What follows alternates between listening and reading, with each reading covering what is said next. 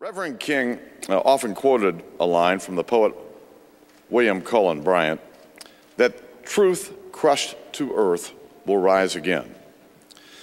In his famous sermon, Give Us the Ballot, in 1957, right here in Washington, Reverend King said this: "There is something in our faith that says to us, never despair, never give up, and never feel that the cause of righteousness and justice is doomed. There is something in our Christian faith at the center of it, which says to us that Good Friday may occupy the throne for a day, but ultimately it must give way to the triumphant beat of the drums of Easter." Today we honor Reverend King's legacy and celebrate the changes he made possible. We should also remember that his unfailing faith that freedom, equality, and all of the values that we hold dear are ultimately founded not on a man or on a government, but on God. We are one nation under God, and no American believed it or lived it more deeply than Martin Luther King Jr.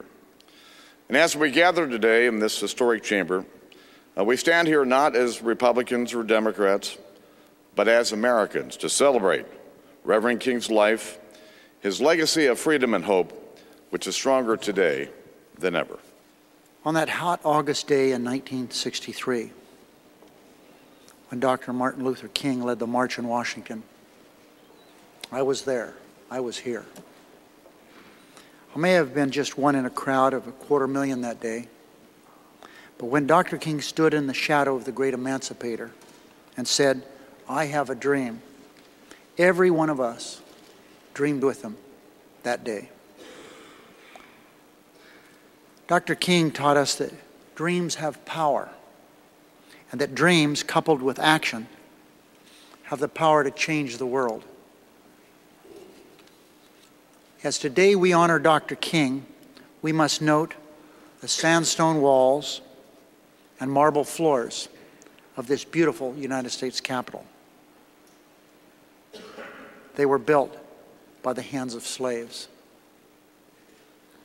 Yet because they and those who followed dared to dream, less than 20 years after this building was completed, a black man, Hiram Revels, walked these halls not as a slave, but as a United States Senator. We also remember after Dr. King was taken from us in 1968, his martyred body was not bestowed the honor of lying in our United States Capitol rotunda. Yet because our country dared to embrace his dream, his statue now stands there permanently, just steps from where we are. If he were here today, I hope and believe that Reverend King would be proud of those who carried on his work.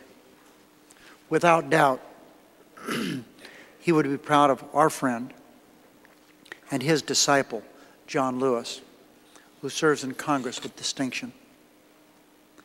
And of course, he and Mrs. King would be proud of their children, civil rights leaders in their own right.